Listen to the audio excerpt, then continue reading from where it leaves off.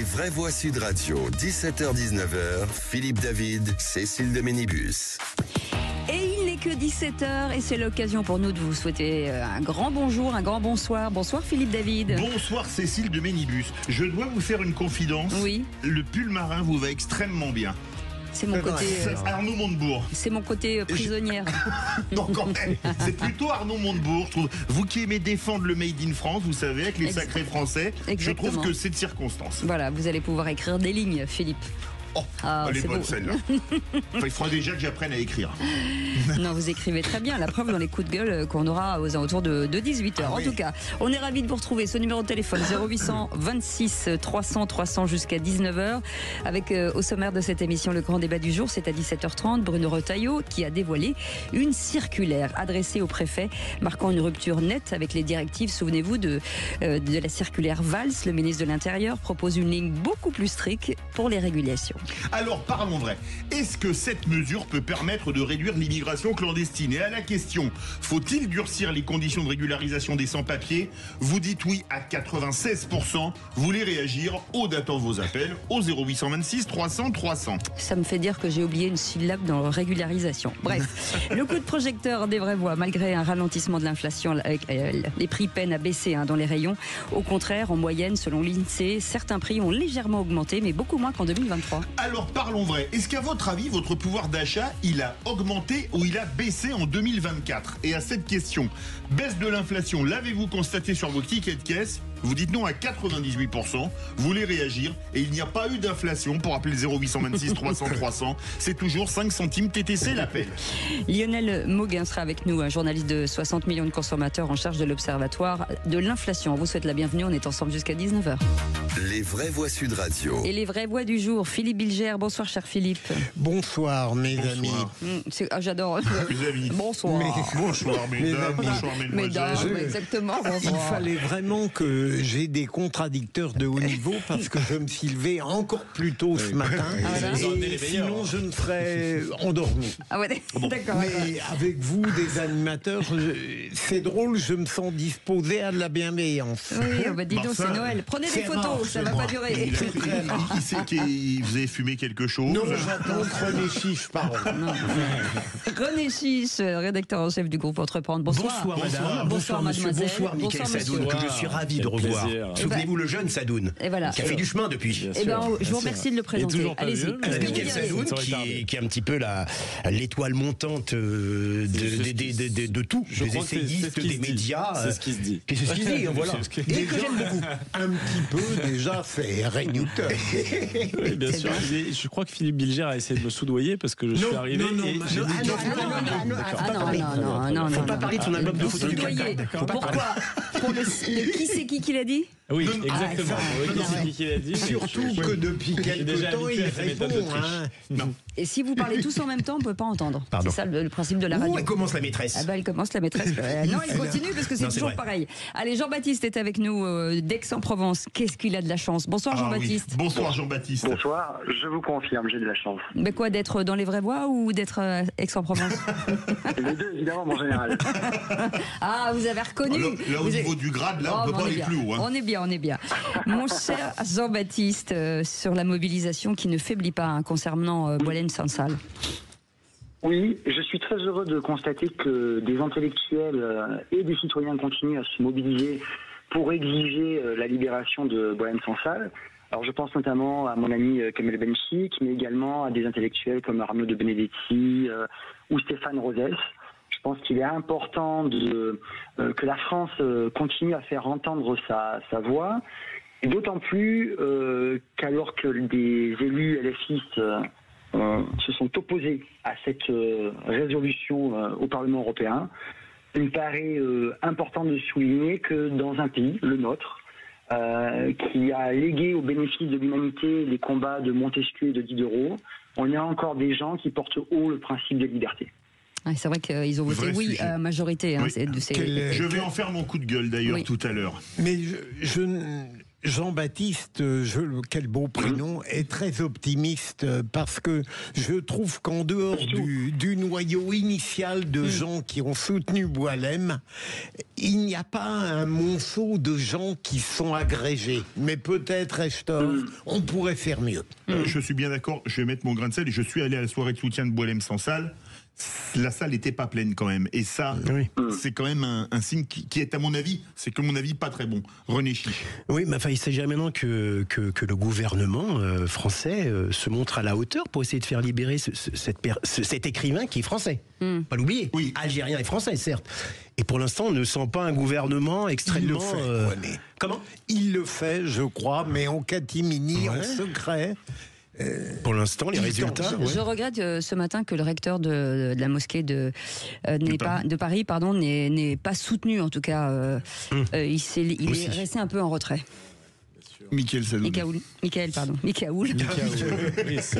Bonjour, c'est vendredi. Michael et de Raoul. C'est mon jumeau maléfique. Tant que c'est pas moi le phonique, ça va. L'abus d'alcool est dangereux pour la santé. Je constate en effet que le soutien envers Boualem Sansal est trop modéré. Je pense qu'il y a d'abord un désintérêt du grand public pour cette cause-là.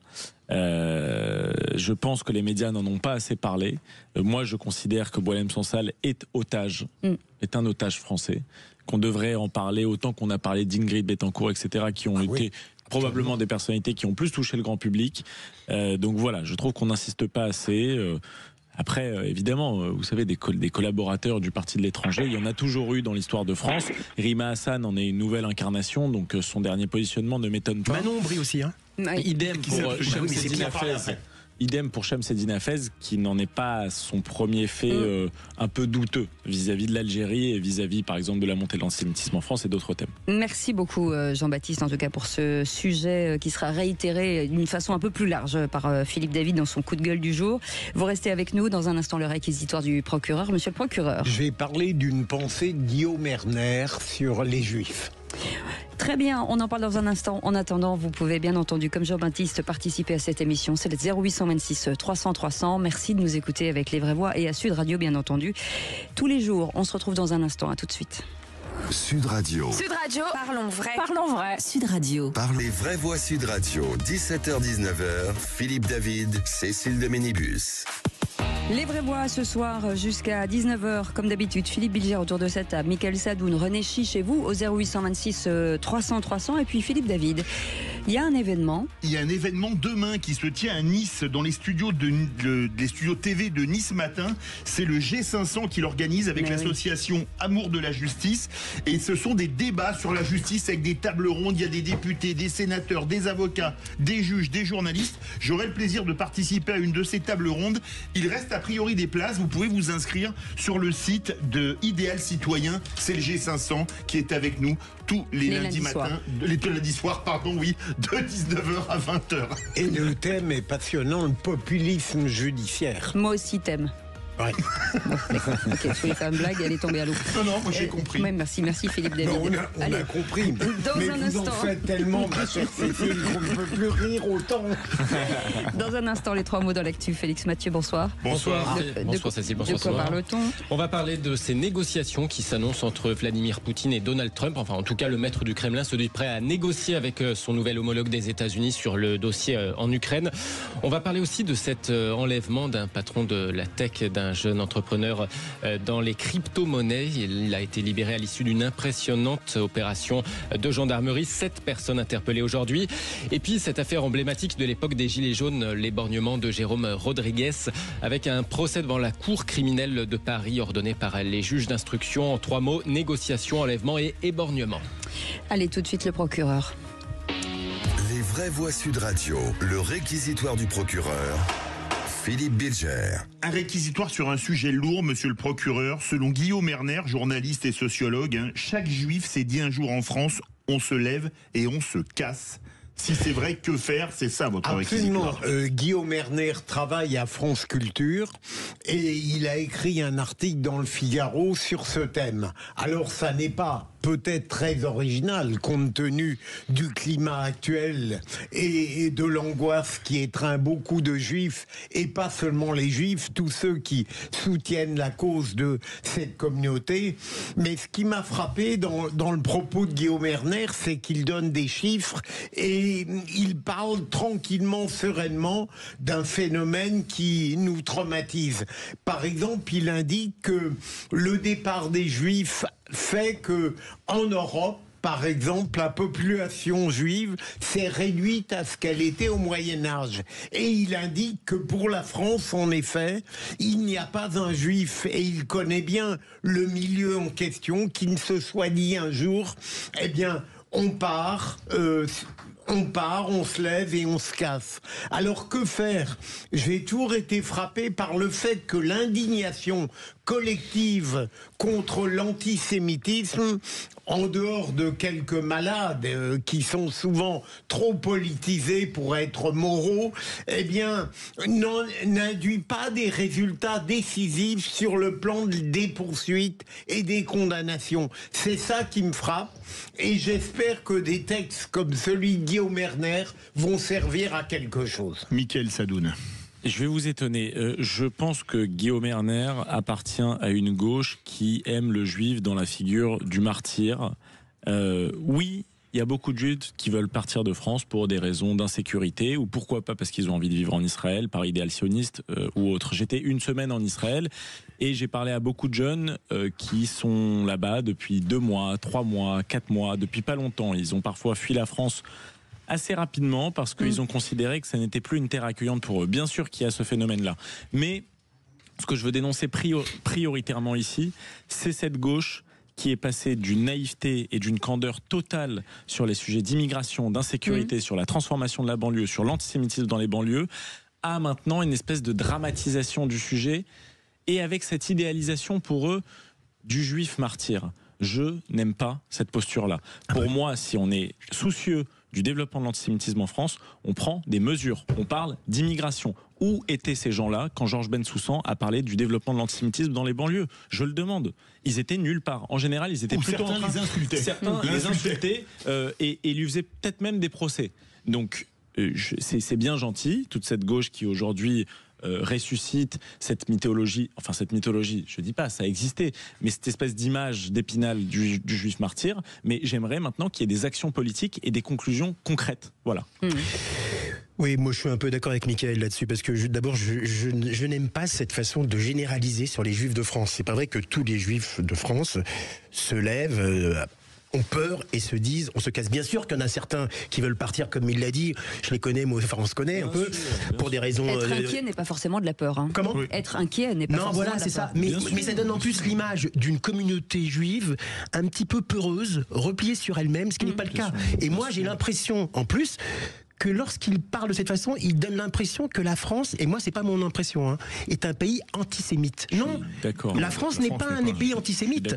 L'antisémitisme dans un pays, c'est quand il y a un antisémitisme d'État, ce qui n'est pas le cas. Lorsqu'il y a eu la manifestation, vous avez participé, je crois, beaucoup ici, contre l'antisémitisme, ça a bien montré quand même qu'il y avait, chez les Français non-juifs en plus, hein, il y avait pas que, il y avait beaucoup de non-juifs, mobilisation. Donc moi j'aime pas cette généralisation. Bien sûr que certains craignent les incidents antisémites, ou même les agressions. Voilà. Mais je peux vous dire les chiffres sont écrasants. Exactement, bien sûr. Mais je suis un peu plus âgé que vous, cher Mickaël. J'ai déjà connu moi aussi des actes antisémites quand j'avais 13-14 ans. Je me faisais agresser. Donc moi, ce que dit Guillaume Erner, je n'aime pas. Merci beaucoup Philippe Bilger. Tout de suite les 3 mots dans l'actu. Moi je l'aime beaucoup, mais on ne peut plus en parler. Non, on peut plus. On a déjà parlé beaucoup. Allez, tout de suite Félix Mathieu. Les vraies voix Sud Radio. 3 mots dans l'actu, Félix, qui sont négociations, enlèvement et éborgnement. Vladimir Poutine se dit prêt à des négociations avec Donald Trump sur la guerre en Ukraine. Le président russe loue même l'intelligence et le pragmatisme de son homologue américain. N'en jetez plus.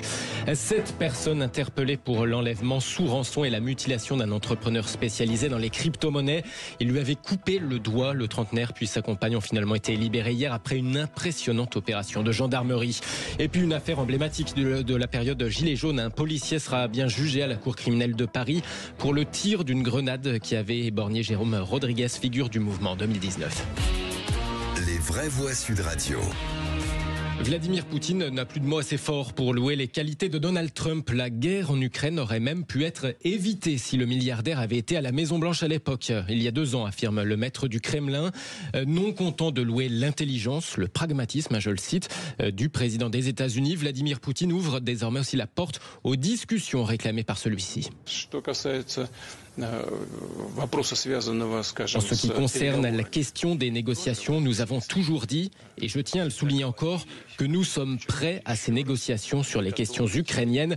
Mais il y a aussi des questions qui requièrent une attention particulière, déclare Vladimir Poutine cet après-midi, avec tout de même un peu de méfiance. Réaction à chaud de la présidence ukrainienne. Kiev s'oppose à des négociations de paix qui se tiendraient seulement entre Vladimir Poutine et Donald Trump. Ces discussions ne peuvent avoir lieu sans l'Ukraine et sans l'Union européenne, ajoute donc la présidence ukrainienne après ces déclarations de Vladimir Poutine. Je serais curieux de savoir quand il l'a dit.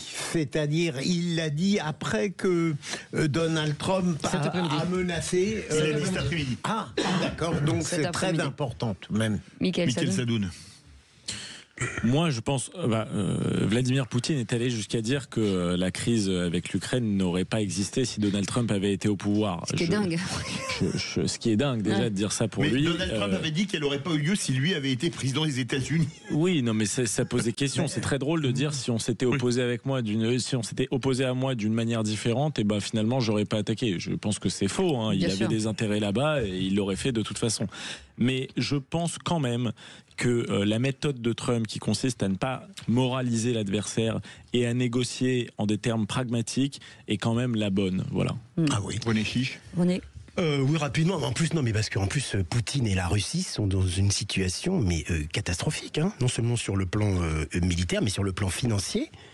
Je pense qu'ils vont être, à mon avis, très rapidement être contraints à accepter de négocier réellement. Oui. Parce que leur situation économique est terrible actuellement en Russie. Hein. Absolument. Le deuxième mot, enlèvement. 7 personnes sont présentées à la justice pour la séquestration d'un entrepreneur et sa compagne. 7 personnes présentées à des juges d'instruction en vue d'une éventuelle mise en examen. Le cofondateur d'une société spécialisée dans les crypto-actifs, les crypto-monnaies, avait été enlevé, mais aussi sa compagne à leur domicile de Vierzon avant-hier.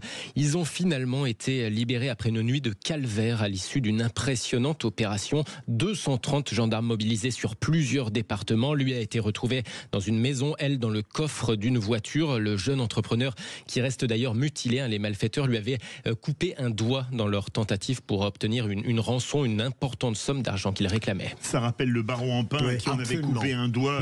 C'est absolument horrible de voir ce que ces gens sont capables de faire. Il y a une date concordante, le 23 janvier en Flitz. C'est ça qui est assez dingue. Oui. Et j'en profite pour féliciter le GIGN qui a fait un travail extraordinaire avec le général Guylain Réty à la tête des gendarmes. Ils ont mis en œuvre un appareil impressionnant. Et en plus, les médias se sont montrés extrêmement discrets à la demande. Ils ont respecté l'engagement qu'ils avaient pris. Et pour l'instant, visiblement, il y a encore quelques personnes qui sont visées et qui pourraient rentrer dans cette espèce de conglomérat. Merci beaucoup Félix Mathieu. Le troisième mot. Éborgnement, un policier de 34 ans sera jugé à la cour criminelle de Paris dans l'affaire Jérôme Rodriguez. Oui, jugé pour le tir d'une grenade de désencerclement qui avait fait perdre un œil à Jérôme Rodriguez, figure des Gilets jaunes, c'était en 2019 à Paris. À la préfecture qui empêche les manifestants d'avancer, qui oblige la police à avancer à reculons, ces derniers s'énervent et finissent par mettre des coups de matraque et des coups de bouclier. D'accord ? On a le policier qui a fait ça. Le RIO est invisible et le commissaire refuse de donner le RIO de la personne. Voilà la réalité. Maintenant, j'attends de voir qui va s'insurger face aux violences faites aux humains. Jérôme Rodriguez, juste après sa blessure à l'œil en janvier 2019, tir de grenade injustifié, viennent de trancher donc les 2 juges d'instruction qui ordonnent ce procès à la cour criminelle de Paris pour violence volontaire ayant entraîné une mutilation ou une infirmité permanente par personne dépositaire de l'autorité publique dans l'exercice de ses fonctions. Le policier de 34 ans risque tout de même jusqu'à 15 ans de réclusion criminelle pour cette incrimination. C'est tout à fait normal et ça me permet de dire que tous ceux qui, à l'époque, crachaient sur la police, les forces de l'ordre, en disant que jamais les actes illégitimes ne seraient poursuivis, la preuve contraire est donnée. Un mot, Mickaël Sadoun, René Chiche, non? Non, je suis tout à fait d'accord. Ça montre qu'il y a une justice, que l'IGPN fait son travail, que la justice fait son travail. Et je dirais ce que je dis toujours, c'est-à-dire que le métier de policier est très difficile, qui s'exerce toujours dans des conditions d'urgence, de nécessité. Quand il y a une bourde, il faut la sanctionner. Mais voilà, il faut rappeler que les gilets jaunes, au début, c'était bon enfant, mais au bout de quelques semaines, c'était pas des enfants de cœur non plus. Donc ça va. Merci beaucoup Félix Mathieu. Vous restez avec nous dans un instant. Bruno Retailleau affirme qu'il n'y a pas de droit à la régularisation. Philippe Alors, parlons vrai, oui, puisqu'il veut passer à 7 ans minimum le temps de résidence en France pour être régularisé. Est-ce que cette mesure peut permettre de réduire l'immigration clandestine? Et une autre question du jour. Faut-il durcir les conditions de régularisation des sans-papiers? Vous dites oui à 95%. Vous voulez réagir? Aude attend vos appels au 0826 300 300. Et dans un instant, le témoignage de Xavier de Namur, restaurateur. On sera avec lui dans quelques instants. À tout de suite. Sud Radio. Sud Radio. Parlons vrai. Parlons vrai. Sud Radio. Les vraies voix Sud Radio. 17h-19h. Philippe David, Cécile de Ménibus. Soyez les bienvenus si vous venez de nous rejoindre et merci encore pour votre fidélité autour de cette table. Mickaël Sadoun, René Chiche, Philippe Bilger et vous au 0826 300 300. Tout de suite, le grand débat du jour. Les vraies voix Sud Radio, le grand débat du jour. Il faut stopper l'immigration officielle et clandestine. Il faut retrouver la maîtrise de nos frontières pour pouvoir surveiller qui entre, qui sort. On est dans un pays qui ne maîtrise pas ses frontières nationales, qui ne maîtrise même pas sa politique migratoire. Il faut arrêter l'immigration. Il faut s'attaquer au communautarisme et au développement du fondamentalisme islamiste dans notre pays. Il y a un lien entre terrorisme et immigration. Ça ne sert à rien de détourner la tête. Bruno Retailleau a dévoilé donc une circulaire adressée au préfet. Le ministre de l'Intérieur propose une ligne beaucoup plus stricte pour les régularisations. Alors parlons vrai, faut-il sanctionner plus durement les entreprises qui font travailler des sans-papiers? Et à la question du jour, faut-il durcir les conditions de régularisation des sans-papiers? Vous dites oui encore et toujours à 95%. Vous voulez réagir? Aude attend vos appels au 0826 300 300. Xavier de Namur est avec nous, restaurateur. Bonsoir, merci d'avoir accepté notre invitation. Et avant de vous donner la parole, Philippe Bilger peut-être. Même si certains ont trouvé la circulaire Valls assez opératoire dans la mesure où elle a permis de dénouer des situations, paraît-il, inextricables, je pense tout de même que ce qu'a proposé, ce que va faire Bruno Retailleau est une très bonne chose. D'abord, il reprend, j'allais dire, l'infléchissement concernant les métiers en tension. Il suit sur ce plan la ligne de Gérald Darmanin. Deuxième élément, j'approuve absolument le durcissement de sa circulaire pour les étrangers en situation illégale. Dernier élément, il est plus politique. Je trouve qu'il est d'autant plus nécessaire de soutenir la ligne de Bruno Retailleau que les concessions que je trouve presque inévitables de François Bayrou à la gauche vont rendre peut-être plus fragile le maintien d'un courant régalien au sens dans le gouvernement. Oui. Alors bon, c'est sûr qu'on a affaire à un ministre de l'Intérieur volontariste, je suis d'accord. Bon, même si actuellement, je crois qu'il y a quand même maintenant, ça commence à avoir un petit duo Darmanin-Retailleau. Darmanin qui fait une déclaration jeudi, Retailleau qui en fait une le vendredi. Il y a quand même une sorte de petit duel qui commence. Mais moi, je suis un peu perplexe parce que je me demande si la mesure proposée par Bruno Retailleau ne va pas se heurter. D'ailleurs, on a un chef d'entreprise qui est avec nous. Ne va pas se heurter justement à la réalité du monde économique, parce que tous ces sans-papiers, je parle des travailleurs, des travailleurs sans-papiers qui ne sont pas régularisés, eh bien, ils occupent quand même de très nombreux postes, on le sait, dans différents secteurs, non seulement la restauration, mais aussi le BTP, le nettoyage. Et donc, beaucoup sont très contents de leur service. Voilà, le gardiennage, etc., l'agriculture aussi.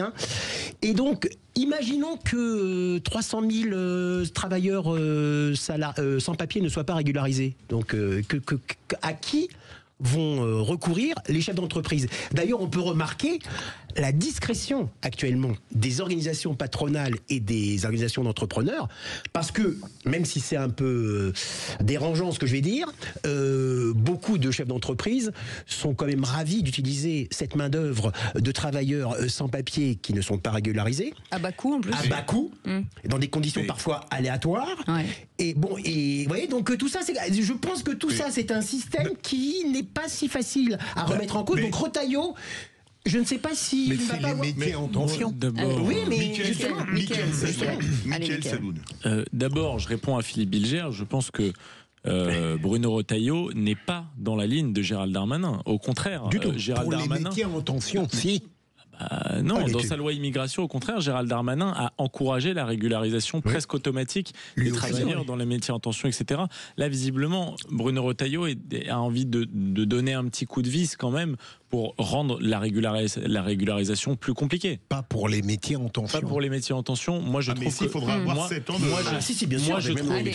Moi, je trouve que c'est un tort, parce que je pense que même pour les métiers en tension, il faut rester plus longtemps. Mais je pense que c'est un tort parce que déjà, il faudrait me définir ce qu'est un métier en tension. À partir de quand un métier est en tension? J'ai envie de dire que tous les métiers sont en tension à partir du moment où les patrons, de manière générale, ont envie de payer les employés moins cher que ce qu'ils pourraient. Et la deuxième chose, c'est que dans une économie capitaliste, on ne recourt pas à une main-d'œuvre étrangère clandestine pour payer moins cher, on adapte les salaires et on augmente. Parce que quand on me dit que les Français ne veulent plus occuper ces postes, c'est faux. Ils ne veulent plus occuper ces postes dans ces conditions-là. On y va avec Xavier de Namur. Bonsoir, merci d'être avec nous, restaurateur. Vous êtes le parfait exemple de se dire que finalement, ces sans-papiers ont une vie plutôt heureuse chez vous. Oui, alors je veux dire en préambule, ce qui me dérange, c'est que vous avez mis au début de l'émission toutes sortes d'interventions, d'exemples où l'immigration et le terrorisme ou l'immigration et comment ça s'appelle, la violence, la délinquance seraient liées. Alors je vous le dis tout de suite. C'est ce que je viens de dire à notre réalisateur en disant il n'y avait pas de contre-feu en fait, c'est ça. Oui. Voilà. Et vous avez raison. Ce que je veux dire, c'est qu'on fait croire aux Français que tous les maux de la terre, même on peut parler jusqu'aux États-Unis de tous les maux de la terre, seraient dus aux immigrés. Or, les immigrés sont la solution dans beaucoup de cas dans notre pays, entre autres. Monsieur intervenait juste avant, a bien raison. Effectivement, ceux qui terrassent nos routes, ceux qui ramassent nos poubelles, ceux qui montent les échafaudages, ceux qui sont dans les hôpitaux, ceux qui sont au service à la personne ou dans nos restaurants, effectivement, sont énormément d'immigrés. Alors, l'hypocrisie, et monsieur Bilger se trompe, l'hypocrisie de monsieur Retailleau, c'est de dire qu'en fait, c'est lui qui parle. On dit, on va donner une prime à la fraude dans le sens où on va régulariser des gens qui sont sans papier. Or, lui, il demande aux gens de travailler pendant 1 an, donc ils travaillent déjà sur les 24 derniers mois. Ils travaillent donc sans papier, donc l'État est au courant depuis le début que dans toutes les entreprises, des gens travaillent sans papier, avec des papiers, des alias. D'ailleurs, dans le document SERPA, quand vous demandez une régularisation, on vous demande si vous avez travaillé sous un autre nom. Donc il y a une hypocrisie générale et on veut faire croire aux Français qu'on va régler leurs problèmes en réglant le problème de l'immigration. Or, la plupart des immigrés et de tous les gens qui travaillent avec ou sans papier dans notre pays ne sont pas des problèmes. Au contraire, ils sont des solutions. Mais Xavier, comment est-ce qu'on fait pour embaucher quelqu'un qui n'a pas de papier? Quand on embauche quelqu'un, on fait une déclaration URSSAF. Quelques années que je connais le monde de l'entreprise comme entrepreneur. Comment est-ce qu'on fait si la personne n'a pas de papier? Si on la déclare sous un faux nom, c'est une fraude et l'État devrait attaquer le patron. Alors, je vais vous expliquer comment on fait, parce qu'il y a un dispositif qui s'est appelé le dispositif qui a été mis en place par Sarkozy, c'était la loi en 2008, qui nous oblige effectivement de demander à la préfecture une autorisation de travail.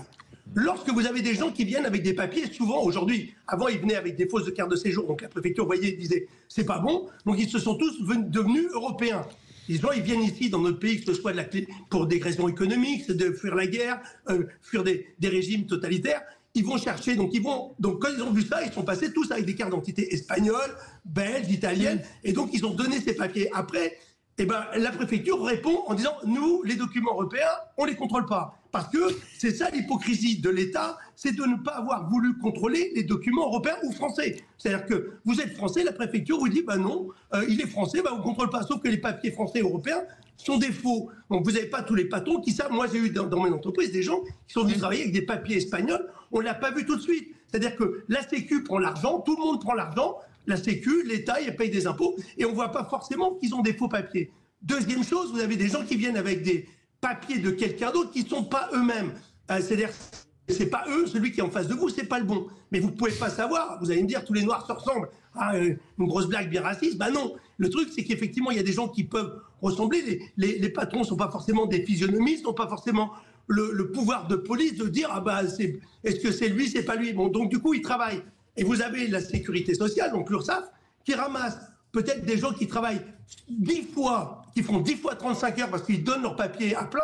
Il faut voir le film Suleiman qui est sorti dernièrement, où vous avez des gens qui donnent leur papier pour travailler soit sur des plateformes, soit dans des entreprises avec des vrais papiers, mais c'est pas eux. Et bien dans ces cas-là, comment l'URSSAF ne peut pas avoir des voyants rouges en disant « Tiens, c'est bizarre, il fait 350 heures, par exemple, par semaine ». Donc on a une hypocrisie de l'État que je dénonce depuis des années en disant « Cette faille dans le système fait qu'aujourd'hui, vous avez peut-être 1 million de personnes qui travaillent avec des faux papiers. Alors, il faut qu'ils attendent 5 ans minimum pour se faire régulariser. En réalité, maintenant, on leur demande de travailler peut-être pendant 7 ans pour pouvoir, le fait du roi, le préfet, peut-être leur donner une régularisation. Ouais. Donc, c'est ce mensonge énorme de l'État, cette hypocrisie qui fait qu'aujourd'hui, on se retrouve avec des difficultés. Et dans les entreprises, vous avez des gens, effectivement, qui savent parfaitement que les papiers portugais, espagnols, italiens, souvent ce sont des Africains, des Maliens, etc., ce ne sont pas les bons. Mais ils ignorent, ils font comme si c'était les bons. Ils ne veulent pas le savoir. Parce qu'effectivement, il y a un manque de manœuvre. Oui, moi, ce que je préconise, c'est de régulariser les gens qui travaillent depuis 3-4 ans et de régler le problème. Le problème au niveau de la préfecture et le problème au niveau européen pour qu'on contrôle tout le monde. Oui, mais il faut le faire en amont surtout. Oui. Xavier de Nemours, et bougez pas, 0826 300 300, Jean-Baptiste est avec nous. Jean-Baptiste, une réaction ? Je suis très interpellé par le discours de M. de Namur et je comprends pourquoi autant de gens votent pour le Rassemblement national ou Éric Zemmour en entendant ce genre de propos. Ça encourage effectivement l'idée qu'il y ait une faiblesse de l'État. Alors moi, je pense que le ministre de l'Intérieur a raison de prendre les dispositions qu'il prend, malgré les réserves que M. Stich a soulevées, parce que d'abord, au-delà de l'économie et du droit, il y a la politique. Et qu'il est important d'envoyer des messages de fermeté, qu'un pays qui se respecte et qui se fait respecter, c'est un pays qui se rend désirable, qui se montre ferme et fort, et qui rappelle qu'il y a des règles. Que ces règles, on les respecte et que quand on les enfreint, on est sanctionné. Alors, me concernant, je suis chargé de cours à l'université, donc presque par définition, je suis tourné vers l'international.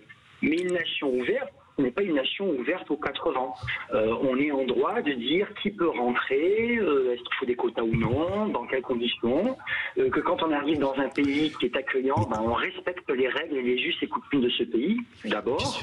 Je suis interpellé effectivement par le déni autour des problématiques que l'immigration massive opposé en matière notamment de sécurité, et même si mon prénom ne vous l'indique pas, c'est un Français d'origine maghrébine qui vous le dit. Donc il y a un moment où entre le déni ou le discours outrancier de l'autre partie de l'hémicycle, il y a peut-être un équilibre.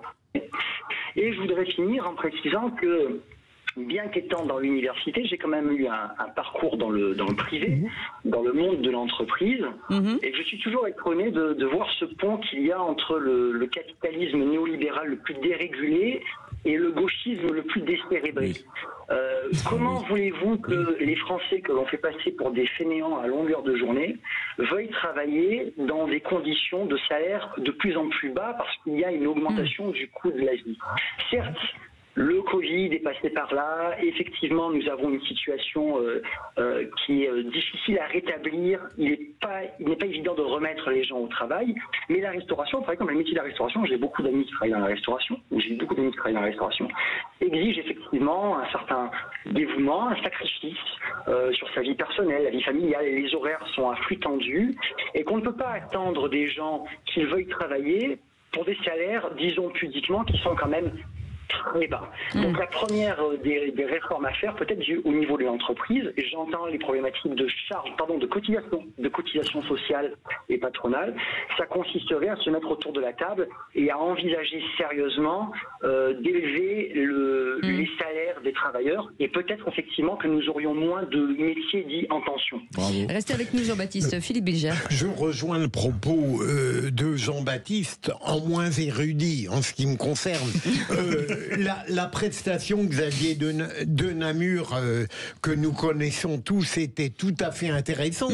Ce que je lui reprocherais, mais très amicalement, c'est de prendre une partie de l'immigration qui ne pose pas réellement de problème et d'oublier la majoritaire, c'est-à-dire celle qui peut être appréhendée comme une cause de la délinquance et donc à l'égard de laquelle une sévérité très rigoureuse doit être mise en œuvre. Non, mais c'est important, pardon, c'était quand même important de dire qu'il y a une partie des immigrés qui, eux, veulent s'installer, qui veulent travailler. C'est exactement ce que j'ai dit. Exactement. Enfin, vous dites que la majorité, vous dites que la majorité des immigrés provoque de la délinquance. Sur le plan majoritaire, il y a un lien entre immigration et délinquance. Non, mais ça, c'est un autre sujet, on est bien d'accord. Mais dans le cas des immigrés. Mais moi, je suis pas porte-parole. J'aimerais revenir là-dessus. Xavier de Namur, est-ce que, comme le disait justement Jean-Baptiste, les Français veulent pas travailler? C'est-à-dire que moi, j'ai recruté des gens. Attendez, non, mais moi, je pose la question. Moi, j'ai recruté des gens pendant plusieurs années. J'allais chercher les CV à Pôle emploi et j'ai trouvé du monde limite en claquant des doigts. Bon, les gens étaient pas trop mal payés, etc. Et est-ce que, quand même, il n'y a pas aussi un problème des entrepreneurs, et notamment ceux qui font travailler au black, et qu'il faudrait vraiment sanctionner ce que je disais tout à l'heure. Xavier de Namur. Alors, il n'y a pas... Oui, alors je pense que il n'y a pas forcément le problème des travailleurs black, etc. Les employeurs, sur les travailleurs immigrés, les travailleurs sans papier, les déclarent. C'est-à-dire qu'on a une majorité de gens qui posent aucun problème, qui sont déclarés, qui travaillent, il n'y a aucun problème. Contrairement à ce que dit M. Bilger, ce n'est pas la majorité qui pose problème. C'est une minorité de migrants, c'est une minorité d'immigrés ou de clandestins, etc. Ou même pas clandestins d'ailleurs. Souvent, ceux dont on parle, qui posent peut-être problème et qu'on parle de délinquance, qu'on pointe souvent dans les médias, etc., sont souvent issus de la deuxième ou troisième génération, qui ont des papiers qui sont français. Les gens qui viennent, moi je vois tous ceux qui sont venus, les derniers travailleurs immigrés qui ont travaillé chez moi, où j'ai fait régulariser, qui venaient de Mauritanie, du Mali ou d'Érythrée, fuyaient souvent des conditions de vie difficiles ou la guerre, etc. Cela ne pose aucun problème. Et ensuite, pour répondre à Jean-Baptiste, moi dans mon entreprise, ou comme dans beaucoup d'entreprises, les gens sont très bien payés, qu'ils soient immigrés ou qu'ils soient français, ils sont payés de la même manière. Quand vous embauchez un serveur chez moi, gagner au minimum entre 2500 et 3000 net, plus des pourboires, on arrive presque à 4-5 000 euros. Mais quand vous passez une annonce, vous ne cherchez pas à savoir si la personne, elle est française ou issue de l'immigration ou pas, vous prenez ce que vous considérez les meilleurs. C'est pour ça que dans mon entreprise, par exemple, j'ai 18 nationalités qui travaillent ensemble et ça ne pose aucun problème. Au contraire, ce sont des gens qui sont intégrés, dont les enfants ont fait des études, etc. Certains ont fui la guerre au Sri Lanka, etc. D'autres ont fui la guerre donc en Libye, etc. Donc vous avez toute une population de gens qui ne posent aucun problème. Je ne vois pas pourquoi on veut toujours pointer du doigt en disant faut qu'on ferme nos frontières, etc. Je vais vous dire pourquoi. Il y a un problème d'immigration. Non, mais parce que c'est très intéressant et je suis d'accord en partie avec ce qui vient d'être dit. Il y a évidemment dans l'immigration des gens formidables qui travaillent, qui sont intégrés à la France, qui font tourner le pays et il faut les en remercier, il n'y a aucun problème. Mais là, en fait, on est dans une situation où il y a 500 000 personnes qui entrent par an de manière légale en France. Ça, c'est sans compter les illégaux, qui posent des problèmes d'insécurité qui sont extrêmement bien documentés par le ministère de l'Intérieur. Donc on peut faire des pieds et des mains pour expliquer qu'il n'y a pas de surdélinquance chez les étrangers. Il y en a. Les étrangers, c'est 7% de la population française et c'est 19% des crimes et des délits. C'est aussi accessoirement 63% des agressions sexuelles dans les transports en commun à Paris. Et je peux vous dire que j'ai beaucoup d'autres chiffres comme ça. Il y a aussi un risque évidemment civilisationnel. Vous voyez bien que partout en Europe et dans le monde occidental, les peuples sont en train de se réveiller parce qu'ils en ont marre de cette immigration massive. Donc moi je suis très content que les restos puissent continuer à tourner, etc. Mais il me semble que la menace qu'il y a derrière est beaucoup plus importante et beaucoup plus urgente. Je comprends totalement les problématiques d'insertion dans le monde professionnel, etc. et tout. Mais je vais vous dire, Jean-Baptiste l'a très bien dit tout à l'heure, il y a une alliance des libéraux et de la gauche sur ce sujet. Pourquoi ? Parce qu'ils considèrent que les immigrés ne sont que des portefeuilles ou des bras. Or un immigré, ça n'est pas un portefeuille ou des bras, c'est aussi une culture, une civilisation, une conception de la religion, une conception des relations entre les hommes et les femmes, et ça devient très compliqué. Alors après, pour discriminer entre celui qui travaille, celui qui travaille pas, celui qui s'intègre, celui qui travaille pas, c'est très compliqué pour la France. Donc, mais il y a un côté pragmatique. Mais vous omettez, mon cher Mickaël, le côté pratique de l'économie. C'est très pratique. Vous êtes d'accord avec lui, vous pouvez que l'approuver. René, c'est très pratique. Quand il y a des étrangers. Je suis assez d'accord avec notre ami Xavier. C'est pas pragmatique de dire 19% des crimes et des délits. Si vous avez des travailleurs sans papier qui travaillent depuis 4-5 ans, vous allez le régulariser ou pas? Non, pas forcément. Mais pourquoi? Parce que s'ils respectent les valeurs de la République, s'ils travaillent, s'ils payent des impôts, s'il est rentré de manière illégale, il y a ce qui s'appelle l'intégrité territoriale d'un pays. S'il est rentré de manière illégale, c'est une raison. Et pourtant, je suis pas du tout un pro d'immigration, etc. Mais s'il est rentré de manière illégale, ça dépend. Pour quelle raison? Des fois, il a fui. Mais c'est sûrement une excellente personne, mais il y a des règles dans la vie. Mais si ensuite il se comporte, ça peut être une excellente personne. Il y a des règles. Il y a des règles et des frontières. Il y a des règles et des frontières. Allez, s'il vous plaît, merci beaucoup Xavier de Namur d'avoir été avec nous, restaurateur. Bon, au moins vous avez. Vous avez vu que c'était la foire d'empoigne. Voilà, en tout cas, c'est un sujet qui divise. Merci en tout cas pour votre expertise. On revient dans un instant avec Jean-Baptiste et le qui c'est qui l'a dit. Maintenant, je suis un peu perdu, donc à qui je veux donner la victoire? Je crois qu'on va la garder pour nous, Philippe. Oui, très bien. Les vraies voix Sud Radio, 17h-19h. Les vraies voix Sud Radio, 17h-19h. Philippe David, Cécile de Ménibus. Mes amis, ils sont encore en train de débattre depuis tout à l'heure. Je peux vous dire. Philippe Bilger, Mickaël Sadoun, René Chiche. On va publier. En fait, il ne faut pas laisser les garçons ensemble. Ils ne peuvent pas se tenir. C'est ça. Il faut toujours qu'il y ait une femme. À un moment donné, pour remettre un peu, comme dirait Philippe David, l'église au milieu du village. Mon Dieu. Jean-Baptiste, heureusement, Jean-Baptiste, il est zen, il est calme. Ça va, Jean-Baptiste?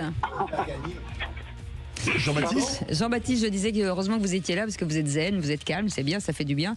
Jean-Baptiste, vous jetez, si je puis dire, le jingle, vous envoyez? Oui, bien sûr, je vais être très sobre, que le meilleur gagne. Le quiz de l'actu. Écoutez bien, mon cher Jean-Baptiste, qui c'est qui l'a dit? 3 points. Il faut qu'on réussisse à établir des compromis. Ça suppose de l'esprit de responsabilité du PS et de l'esprit de compromis de notre part. Jean-Baptiste. C'est Gwen Royal? Non, c'est une femme ministre. Aurore Berger. Bonne réponse de René. Ministre de l'égalité entre femmes et les hommes. Qui c'est qui l'a dit, Jean-Baptiste, sur les taxes douanières annoncées par Trump? Œil pour œil, dent pour dent, il faut qu'on soit extrêmement ferme. Si l'Amérique nous met une claque, il ne faut pas qu'on tende l'autre joue, il faut que l'on réponde. Ça, c'est Martial. J'aurais dit Bayrou, mais c'est peut-être un peu violent par rapport à ça. Non. François Ruffin. Non. Bardella? Non. Non. Sa ministre? Une petite piste. Non, il a été. Roland Lescure. Bonne réponse. Calmez-vous, René. Qui c'est qui l'a dit? 3 points sur le budget. C'est un budget d'urgence, c'est un budget qui ne sera ni de droite, ni de gauche, ni du centre. Jean-Baptiste. Bayrou? Non. Non. C'est pas Lombard? Non. J'aime bien parce que Jean-Baptiste, il dit Bayrou à chaque fois. Il y a bien un moment donné où ça va tomber. quelque chose, Bayrou. Non. Vous avez dit quoi, Jean-Baptiste? Darmanin. Darmanin. C'est une ministre. Oui. Amélie de Montchalin. Bonne Yes.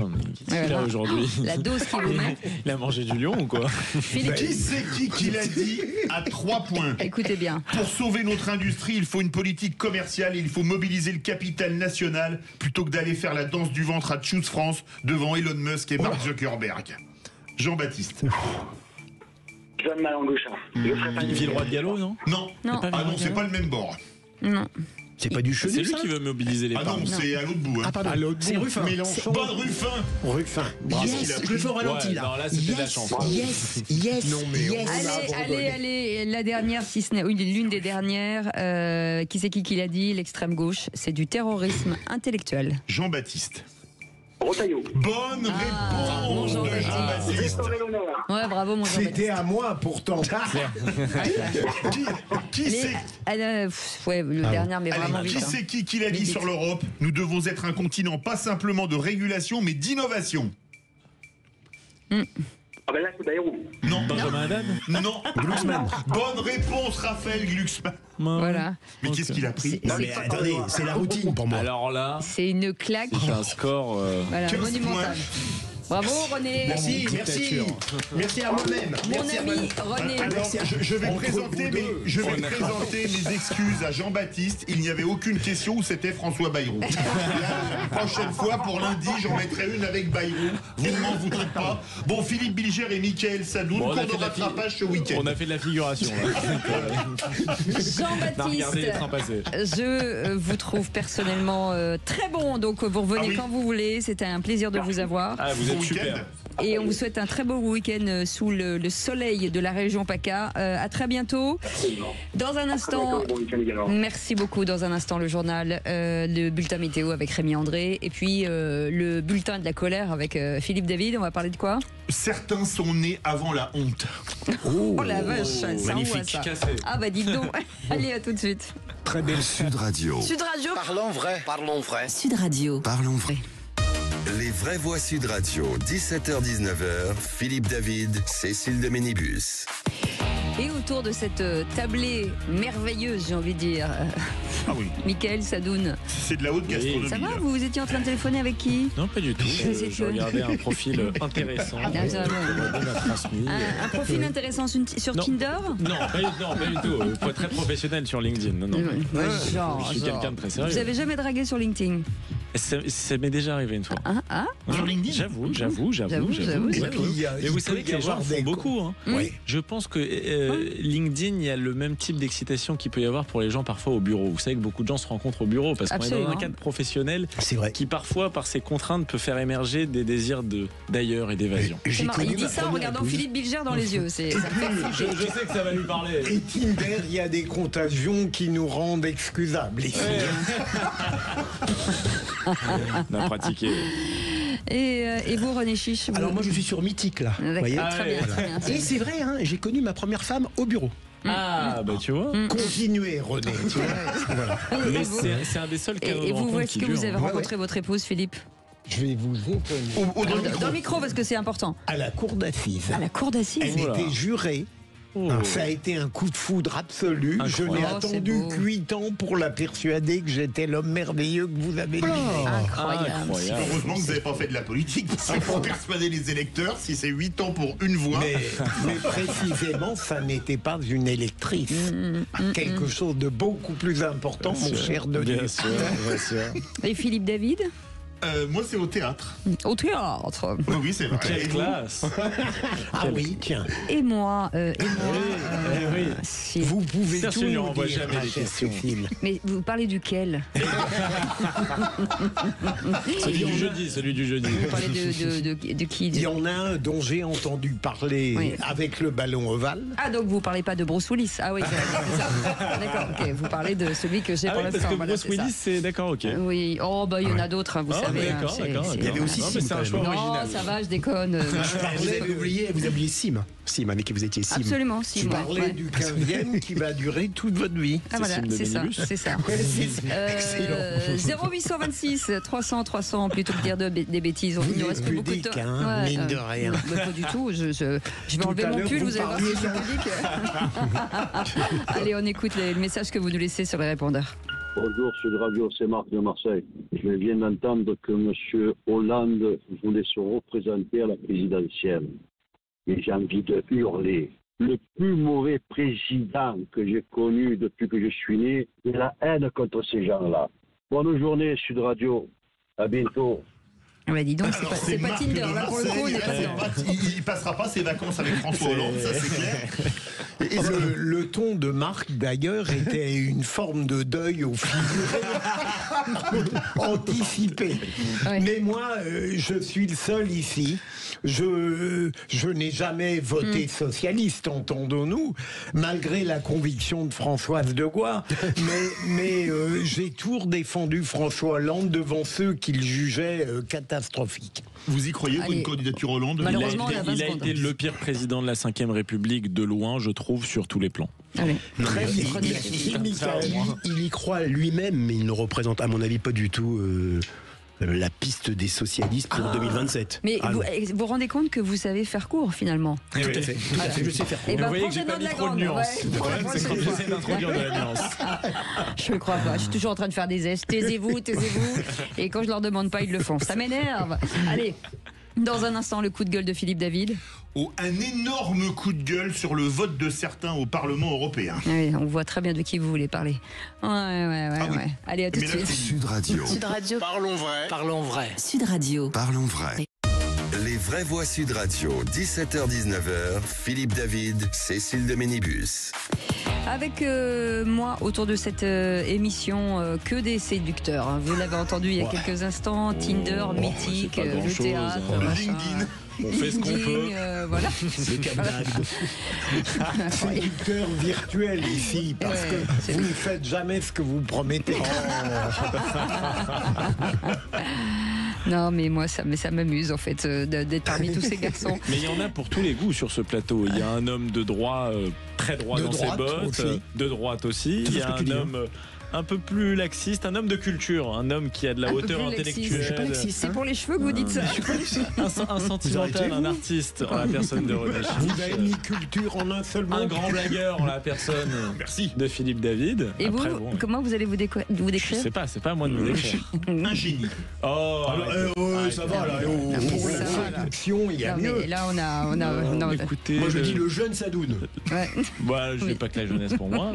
Non, ça me laisse pas beaucoup de temps. Le jeune Sadoun. Le musicien Sadoun. Vous voyez, on laisse les garçons ensemble et ça dit n'importe quoi.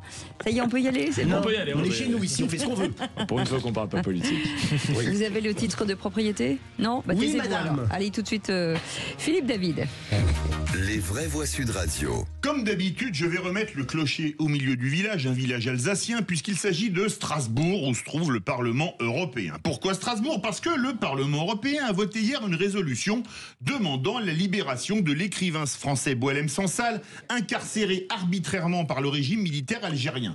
Une résolution largement adoptée par 533 votes pour, 24 contre et 48 abstentions sur les 605 eurodéputés présents. On aurait pu imaginer, la victime étant française, que l'ensemble des élus français votent d'une seule main pour demander sa libération. Pas du tout, puisque 3 élus insoumis ont voté contre. Il s'agit de Rima Hassan, Emma Fourreau et Tony Smith, tandis que 2 autres élus LFI se sont abstenus, Manon Aubry et Younous Omarji.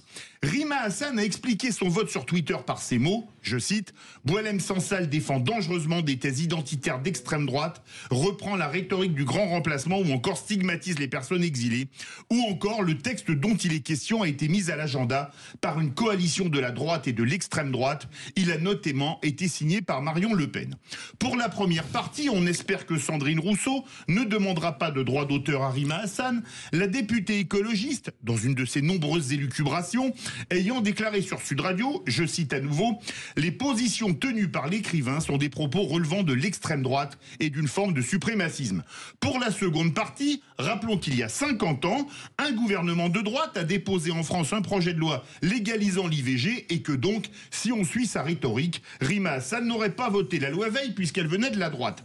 Pour conclure, et afin de définitivement montrer à quel point ces votes sont ignobles, rappelons que les insoumis mouillent la chemise pour faire libérer le terroriste Georges Ibrahim Abdallah, qui a du sang sur les mains, mais s'opposent ou plus lâchement s'abstiennent pour faire libérer Boualem Sansal, écrivain irréprochable. On dit que certains, une fois morts, font partie des poubelles de l'histoire, d'autres, bien vivants, font désormais partie des fausses aisances de cette même histoire. Vous avez votre point de vue indigné et totalement justifié. Moi, ce qui me désole, c'est qu'on peut tout à fait être en désaccord avec Boualem Sansal, ne pas aimer ses livres, mais qu'il y a une forme de décence humaine qui fait qu'on ne devrait jamais accabler un homme à terre.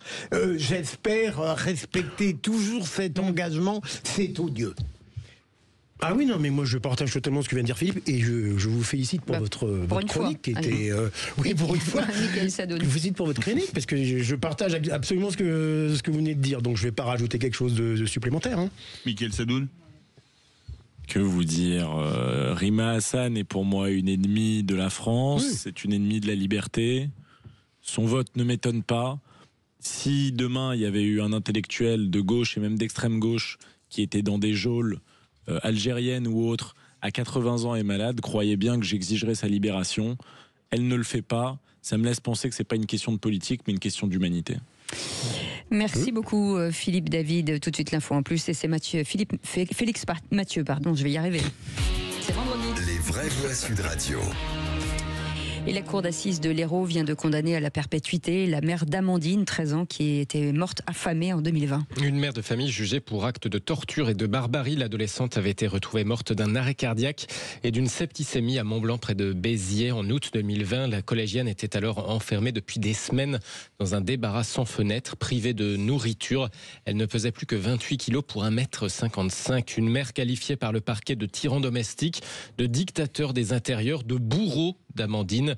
Le père ne vivait plus avec elle. À la sortie du tribunal, son avocat, maître Luc Abrakiewicz, se satisfait de cette condamnation, même si évidemment ça ne rendra pas sa fille à son client. Il est soulagé. Il a pu faire son examen de conscience, poser sa culpabilité, ses remords, ses regrets, et se concentrer sur sa fille, sur la mémoire de sa fille.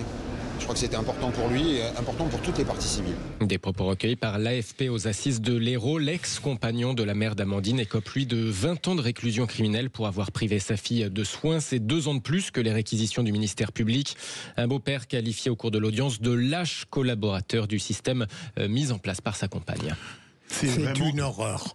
Parce qu'elle détestait le père, elle a infligé des tortures, c'est atroce. Quand j'ai lu tout ça, c'est épouvantable. Mickaël Sadoun. Oui, non. Est-ce qu'il existe une peine assez importante et assez grave pour venger cette fille? Je ne saurais pas le dire. On est toujours bouleversé par ce genre de... On n'a pas de mots. Ouais, c'est ça. Laisser c'est son mourir histoire, sa fille de voilà, faim exactement. à 13 ans, mais c'est le summum de l'abjection. C'est horrible. Dans des conditions, des tortures. Oui. Des tortures. Bon, de toute façon, commenter serait vraiment compliqué. Oui. Merci beaucoup Félix Mathieu. Dans un instant, le tour de table de l'actu des vraies voix. Philippe Bilger. Alors, si vous le permettez, Cécile, je parlerai de la CAF, les casques bleus, de la pension alimentaire, mais j'ajouterai un petit mot, je vous promets, je serai bref. Oui, non, mais tout va bien.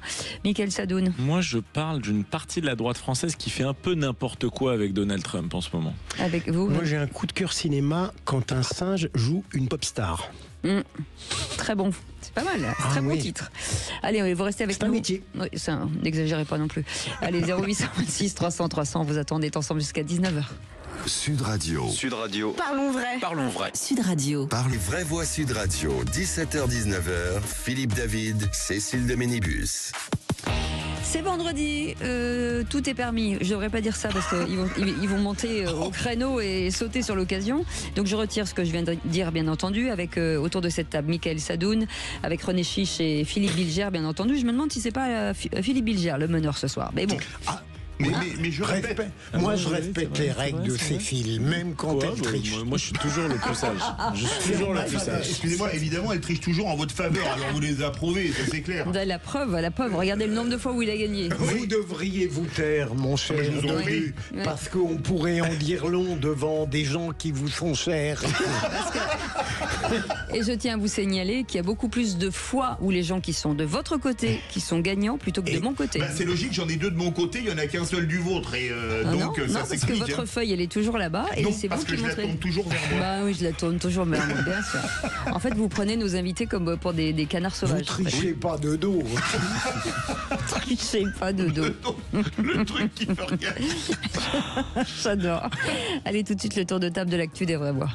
Je crois que toi et moi, on a un peu le même problème. Mais non. C'est-à-dire qu'on peut pas vraiment tout miser sur notre physique, surtout toi. Ah bon? Alors si je peux me permettre de te donner un conseil, c'est oublie que t'as aucune chance, vas-y fonce. Oui, mais comment dire sans tomber dans une forme de réalisme insupportable? Il a rien compris. On sait jamais, sur un malentendu ça peut marcher. Bravo Maxime. J'adore ces jingles. Il est Non, très mais- doué, Maxime. Ah oui. Maxime, mon J'adore. idole, je le dis, je n'arrête pas de le dire. Philippe, sérieusement, allez, les casques bleus de la pension alimentaire. Rapidement, j'ai passé jusqu'à 14h, plusieurs heures à l'hôpital Pompidou et j'y ai vu la démonstration démonstration de ce à quoi je crois. C'est-à-dire que, évidemment, il faut réformer les institutions qui ne marchent pas bien, mais toujours il faut des personnalités exceptionnelles. Et j'ai rencontré là-bas une infirmière fabuleuse, Guylaine, et je lui ai promis de lui rendre hommage. Ces êtres-là, ils existent partout, ils permettent aux institutions de vivre. Et ça, c'est l'homme de droite qui le dit. Je crois plus au tempérament qu'aux idées, qu'au service. Maintenant, j'aborde mon thème rapidement, Cécile. La CAF, la Caisse des allocations familiales, joue depuis quelque temps un rôle très bienfaisant, puisqu'elle permet aux familles décomposées, recomposées, aux femmes seules, aux mères célibataires, d'avoir des conciliations avec les pères qui ne veulent pas payer leur pension alimentaire. Et c'est une médiation qui a beaucoup de succès. Oui, voilà un service public qui sert vraiment les gens. Et je connais ce service-là de la CAF qui est vraiment formidable parce que effectivement, en plus, parfois vous avez des pensions alimentaires qui sont pas perçues depuis des mois, des années, grâce à l'intervention. Mon père n'a jamais payé la pension alimentaire à maman. Mon père n'a jamais payé la pension alimentaire. Jamais. Ah bah d'accord. Ok. Bon. Et ces agents. Non mais comme quoi c'est possible. Oui, bien sûr, bien sûr. Mais ces agents servent vraiment le public. Je connaissais. Alors moi, c'était plus sur l'hôpital. Je vais aussi raconter une anecdote parabolique. Du coup, j'ai un ami hier qui s'est coupé la main. Oui. Ah, pardon. Non, mais j'ai un ami qui s'est coupé la main hier. Il a passé 2 heures à l'hôpital public. On lui a appliqué vaguement quelques compresses et il avait la main qui désolé de le dire comme ça, qui pissait le sang. Il a fini par terminer à l'hôpital américain qui est donc dans le privé. Oui. Et on lui a fait des points de suture en 20 minutes. Donc je considère qu'au-delà des tempéraments, il y a quand même un problème de structuration et d'organisation dans l'hôpital public. Et pourtant, il y a des gens formidables. Et des gens extraordinaires, évidemment. Il faut les saluer. Moi, j'ai plutôt quand même j'ai plutôt des bons souvenirs, entre guillemets, souvenirs de l'hôpital public. J'ai toujours été bien traité dans des... Mais je comprends ce que vous venez de dire. Bien sûr.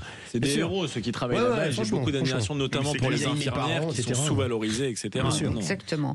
René Chiche, un coup de cœur. Tout à fait. Un coup de cœur un peu détente, un peu cinéma. Mais il y a une droite magnifique. Allez, on lève tous les bras, s'il vous plaît. Voilà. C'est très très radiophonique. Vous avez reconnu ce tube de Robbie Williams, qui est quand même l'une des grandes pop stars de ces 25 dernières années. Ouais. Vous savez, il y a des films parfois que vous voyez, parce que j'ai vu ce film il y a 2 mois, vous voyez, pour vous dire, et il est sorti à peine mercredi, donc je le conseille aux auditeurs de Sud Radio. Il y a des films qui vous restent dans la tête.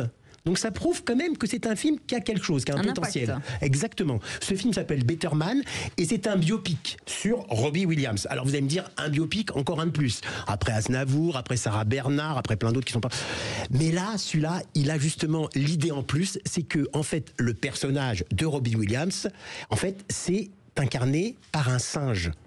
C'est-à-dire le personnage, tous les autres acteurs sont bien sûr des gens comme nous, mais c'est un singe qui a été c'est en fait grâce à la fameuse technique de la motion capture.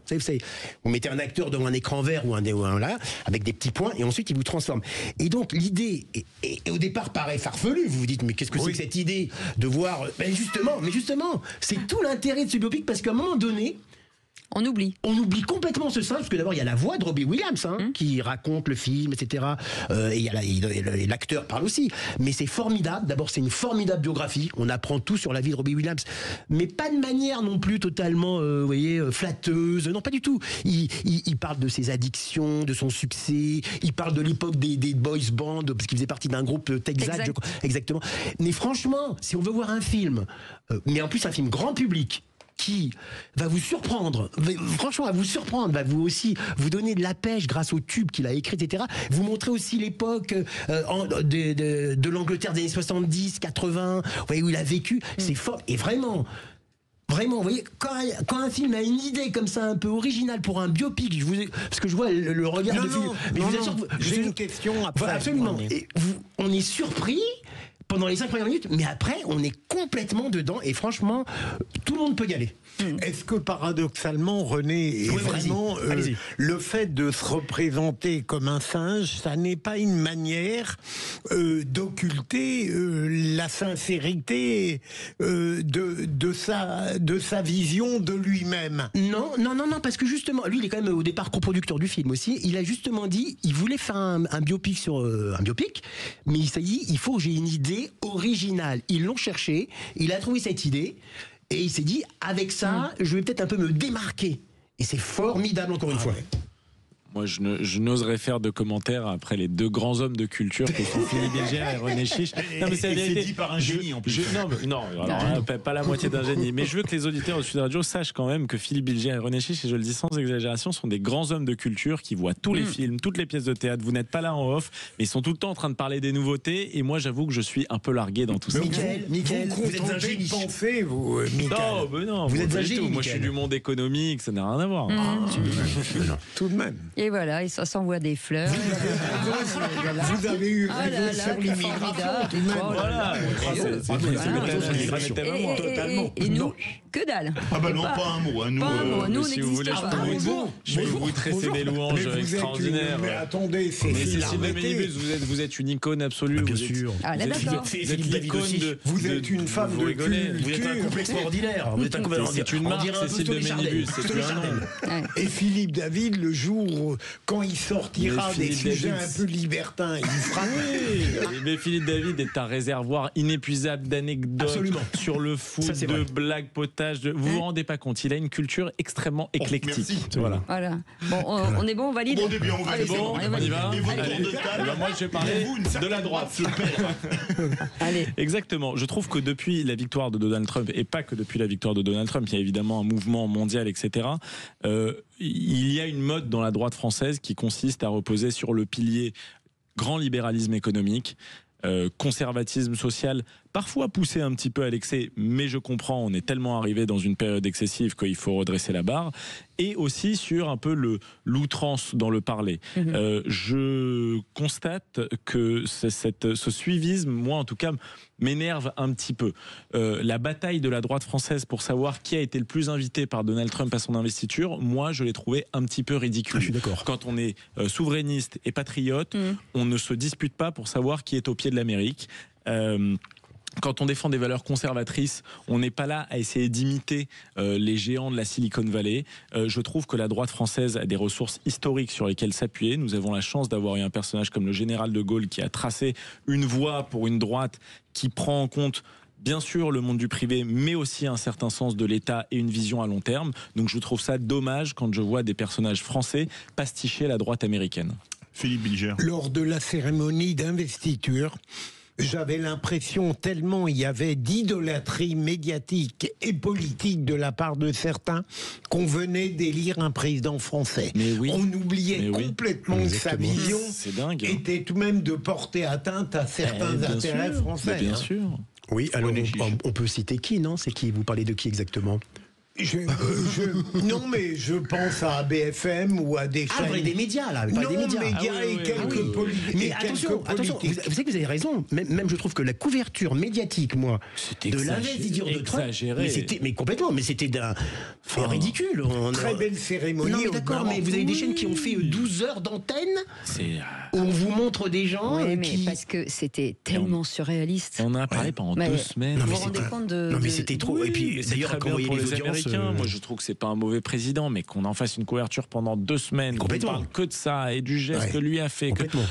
En fait, ça ne m'intéresse pas beaucoup. Moi, ce qui m'intéresse, c'est qu'on trouve des solutions pour ici. Et je suis tout à fait d'accord avec votre chronique, Mickaël, mais en plus, non mais c'est vrai, en plus je trouve que quand même, il y en a 2 qui ont été dans l'excès, quand même, parmi les personnalités politiques, dans le genre fan suiviste, c'est le couple Éric Zemmour, Sarah Knafo, qui franchement pour moi, excusez, je le dis, qui sont peut-être brillants, je n'approuve pas leurs idées politiques, mais ils sont brillants, je le reconnais, ils sont des gens aussi de culture et assez éloquents, bien, mais qui là étaient vraiment trop... Vous les avez vus sur Twitter? Vous avez vu? Non, c'était ridicule. Je pense que c'est pour eux une manière de se replacer au centre de la droite en disant regardez, nous sommes l'avenir parce que nos méthodes et nos idées, quelque part notre radicalisme a été éprouvé ailleurs, donc un jour il atterrira en France. Je ne pense pas que les Français adhèrent à ça. Moi. Marine Le Pen, je suis assez d'accord. Oui, Marine Le Pen a été plus habile. Absolument. Beaucoup plus habile, bien sûr. Et d'ailleurs, Jordan Bardella a très bien répondu en disant. Mais d'ailleurs, une dernière chose, Louis Alliot, je crois, était présent à la cérémonie. Enfin, il était présent, sans parler de Retailleau, qui est parfait comme d'habitude. Moi, personnellement, je suis un grand fan de Retailleau. Il a eu une attitude très normale. C'est bien. Bon, ça y est, on peut y aller. C'est facile. Merci beaucoup, messieurs. Vous restez avec nous. On revient dans un instant sur je vais vous le dire. Le coup de projecteur des vraies voix. Absolument, sur le coup de projecteur des vraies voix. Heureusement que vous êtes là, Philippe, puisque malgré le ralentissement de l'inflation, les prix peinent à baisser dans les rayons. Alors parlons vrai. Les prix ont augmenté, mais beaucoup moins qu'en 2023. Est-ce que vous l'avez constaté? Est-ce que vous avez le sentiment que votre pouvoir d'achat a augmenté ou baissé en 2024? Et à cette question, baisse de l'inflation, l'avez-vous constaté sur vos tickets de caisse? Eh bien, on peut dire que c'est un grand nom puisqu'il est à 97%. Vous voulez réagir? Au délai vraie voix, attendre vos appels au 0826 300 300. Et Lionel Mauguin sera avec nous, un journaliste à 60 millions de consommateurs en charge de l'Observatoire de l'inflation. Restez avec nous, on revient dans un instant, on est ensemble jusqu'à 19h. Les vraies voix Sud Radio, 17h-19h. Les vraies voix Sud Radio, 17h-19h, Philippe David, Cécile de Ménibus. Et pour cette dernière ligne droite avec Philippe Bilger, Mickaël Sadoun et René Chiche et Philippe David, bien entendu, le coup de projecteur des vraies voix. Les vraies voix Sud Radio, le coup de projecteur des vraies voix. L'argent ne fait pas le bonheur, mais on est tout de même bien content d'en avoir. Pognon, pognon, pognon, pognon, pognon, je n'entends parler que de ça tous les jours. Car enfin, pour gagner de l'argent, il faut bien le prendre à quelqu'un. 2500 pièces d'or? Et vous voulez que je trouve 2500 pièces d'or dans le cul d'une vache? Et malgré un ralentissement de l'inflation, les prix peinent à baisser dans les rayons. Au contraire, en moyenne, selon l'INSEE, certains prix auraient légèrement augmenté, mais beaucoup moins qu'en 2023. Alors parlons vrai. Est-ce qu'à votre avis, l'inflation aujourd'hui est jugulée? Et à cette question, baisse de l'inflation, l'avez-vous constaté sur vos tickets de caisse? Vous dites non à 97%. Vous voulez réagir? Le 0826 300 300. Et notre invité pour en parler, Lionel Mauguin, qui est avec nous, journaliste à 60 millions de consommateurs, en charge de l'Observatoire de l'inflation. Merci d'avoir accepté notre invitation. Bonsoir. Philippe Bilger, vous qui faites les courses tous les jours. Vous avez raison de le dire, ma chère Cécile, mais si vous me permettez, un milliardaire qui disait devant Alphonse Allais, l'argent ne fait pas le bonheur, Alphonse Allais répondait, rendez-le.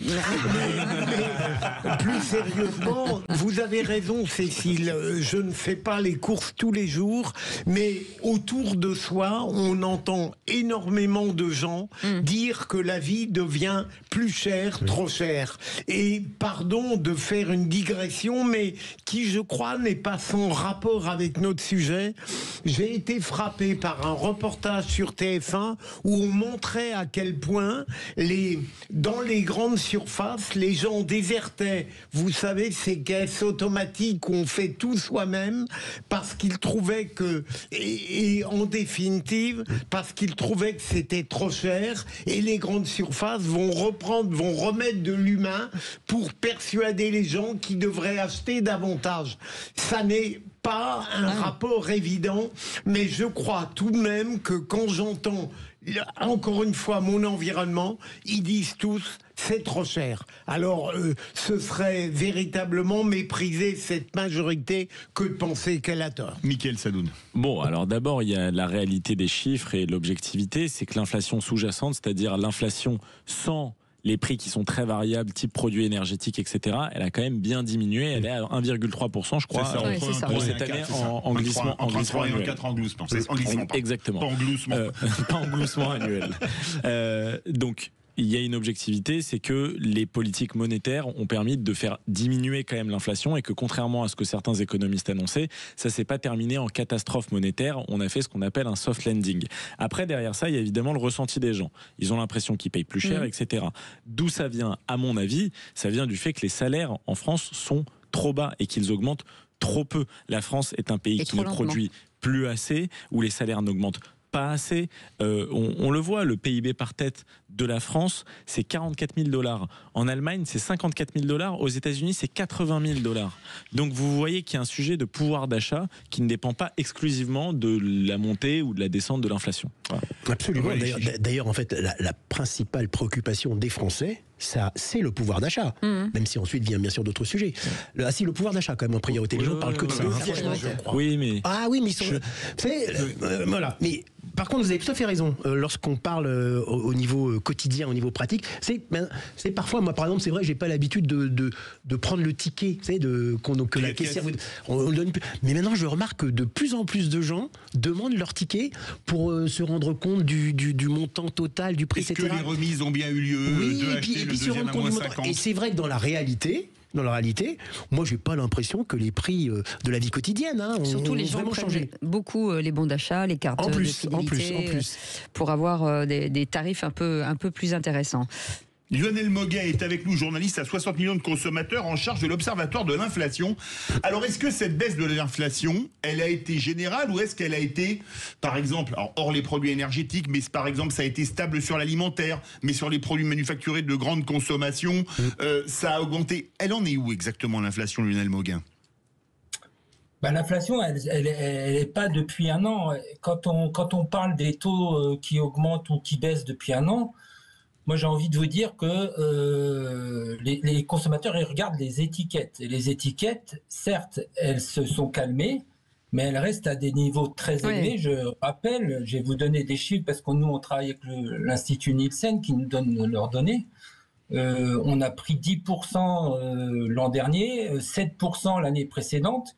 Et depuis le début de la crise inflationniste de 2022, on est à quasiment 16-17%. On a plus 20% pour les marques de distributeurs. Et donc, c'est ça que les gens voient sur les étiquettes. C'est pas l'inflation depuis un an. Et donc, ça reste le problème numéro 1, effectivement, avec la santé. Et on peut le comprendre, puisque aujourd'hui encore, les gens ne parviennent pas à assumer l'achat de leurs courses. Il y a 9 Français sur 10 pour qui c'est un problème, qui compte aujourd'hui, alors qu'avant cette période inflationniste, on était à 30% des Français qui étaient en difficulté financière à cause de la hausse des prix. On est toujours à des niveaux très élevés.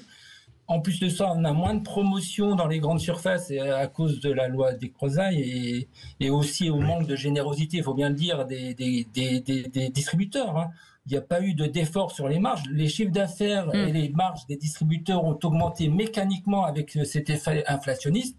Et contrairement à ce qu'on a dit, il n'y avait pas beaucoup de concurrence durant cette période. Là, on espère qu'on va en avoir en 2025 parce que les gens ont du mal à joindre les deux bouts, notamment pour leurs courses alimentaires. Est-ce qu'on ne peut pas dire que un signe assez éclatant de ce coût de la vie vient du fait que, apparemment, d'après ce que j'entends, ce coût n'affecte pas seulement les classes dites modestes, mais les classes moyennes. C'est-à-dire qu'aujourd'hui, à part les privilégiés, les très riches, tout le monde est obligé de compter. Est-ce que vous êtes d'accord avec ça, monsieur Lionel Moguin? Tout à fait. C'est même encore une fois, c'est les chiffres de Nielsen qui sont quand même des chiffres très sérieux. Il y a 9% des citoyens français, des familles, pour qui c'est pas un problème l'inflation. Donc ça veut dire que, encore une fois, 9 Français sur 10 comptent. Alors ça ne veut pas dire qu'ils sont tous en difficulté dans le rouge, mais on fait bien plus attention. Et pour prendre une image, les gens ont l'impression, et c'est confirmé, que les tickets de caisse sont plus élevés et qu'il y a moins de produits dans leur caddie. On a calculé ça à 60 millions de consommateurs, on avait donné des chiffres. Effectivement, cette impression persiste et il est temps en 2025 que les prix baissent, que la générosité des distributeurs dans leur programme de fidélité se redémarre. Parce que vraiment, on atteint un niveau, d'autant plus que les médias, alors pas vous, puisque vous parlez de ça ce soir, mais les médias diffusent l'idée que les prix baisseraient. alors qu'encore une fois, on est à plus de 20% depuis 3 ans. Ouais. Donc, quels sont les médias diffusent pas ça. Ça n'a pas baissé, ça s'est arrêté d'augmenter. Si les médias diffusent pas ça. Personne n'a parlé de déflation. On parle de désinflation, c'est-à-dire de diminution de l'inflation. C'est-à-dire que l'augmentation est plus lente. Ça, pour le coup, c'est un fait. Après, vous avez raison de dire que l'inflation, elle a duré sur plusieurs années. Mais le problème que je dénonçais tout à l'heure, et je le redis, c'est que les salaires n'ont pas rattrapé l'augmentation des prix. Que je parlais, je crois, il y a 1 an ou 1 an et demi sur ce plateau même, de la revalorisation du point d'indice pour le salaire des fonctionnaires, qui était beaucoup trop bas par rapport à l'augmentation de l'inflation. Et évidemment, tous ces gens-là ont perdu beaucoup de pouvoir d'achat, puisqu'on a eu une inflation à 5%, 6%, parfois sur des produits alimentaires qui atteignaient 10%, etc., alors que leurs salaires, eux, étaient revalorisés que de 1%. Donc naturellement, ils ont eu moins de pouvoir d'achat. Mais je m'oppose plutôt au fait que les médias disent que les prix baissent. Une question sur le caddie, forcément. Quels sont les produits aujourd'hui qui sont en perte de vitesse? Est-ce que la viande, le poisson... Est-ce qu'on fait moins ces produits-là et plus de pâtes, de pommes de terre, de choses comme ça? Le panier moyen, c'est quoi aujourd'hui? C'est clair que tout ce qui est produit à forte valeur ajoutée, typiquement ce que vous venez de citer, les viandes, les poissons, sont délaissés par une bonne partie des consommateurs. En tout cas, on en achète moins. Et j'ajouterais même pour les foyers les plus modestes, c'est une information qu'on avait eue au cours de l'année dernière, c'est que même par exemple les pommes de terre surgelées posent problème enfin les pommes de terre justement qu'on cuit posent problème parce qu'il faut les cuire. Et quand vous avez une pomme de terre crue, il y a une dépense d'énergie qui fait que les gens n'achètent plus des pommes de terre à cuire, mais préfèrent acheter directement des pommes sautées surgelées pour des raisons d'économie et épargner aussi du côté électricité ou gaz. Et juste une question, outre les produits alimentaires, est-il vrai que les Français maintenant achètent de moins en moins de produits d'hygiène ? Alors pour le coup, les produits d'hygiène et cosmétiques et l'entretien de la maison ont moins augmenté que les produits alimentaires. Oui. Ça c'est une certitude. Mais... Alors c'est pas qu'ils achètent moins, ils achètent ailleurs. Le succès phénoménal et je sais pas si on en parle assez, mais extraordinairement parlant du réseau Action. C'est ce que j'allais dire. Oui. Qui ouvre depuis 7 ans 2 magasins par an en France par semaine.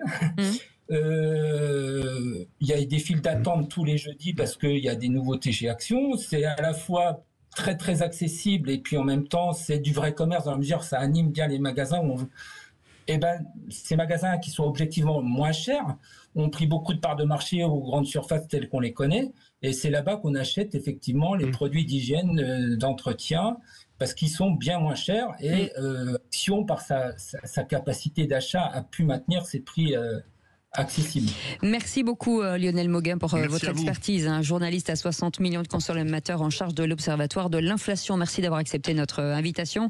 Merci beaucoup Mickaël Sadoun, merci beaucoup René Chiche, merci Philippe Bilger. Dans un instant, Alex Priam est avec nous. Bonsoir Alexandre. Salut tout le monde. Salut Alexandre. Belle soirée de Pro D2. Eh ben oui. Ah, très belle soirée de Pro D2 évidemment. On est maintenant à 1 semaine du top départ du tournoi Destination. Ça on va en parler, je peux vous le promettre durant tout le week-end. On va évidemment ce soir évoquer la Pro D2, la 18e journée avec 7 rencontres sur Sud Radio avec Julien Thomas, avec Philippe Spanghero, avec toute l'équipe Sud Radio Rugby pour vous faire vivre cette très belle soirée. Demain c'est top 14 mais c'est aussi sur Sud Radio un week-end aussi spécialisé autour du rugby féminin. On va beaucoup en parler du rugby féminin sur Sud Radio avec notamment le Stade Toulousain qui affrontera Montpellier. Très belle soirée en tout cas en votre compagnie à tous et on vous remercie beaucoup pour cette semaine. Merci beaucoup Maxime et merci beaucoup Aude. Merci Félix et merci Nelly, bien entendu notre équipe. Philippe, on se retrouve lundi. On se retrouve lundi et pour ceux qui sont à Nice demain, on se retrouve à Nice matin pour la conférence sur la justice. C'est de 9h à 19h à peu près. Passez un très bon week-end, faites attention à vous, on vous embrasse. À lundi, salut.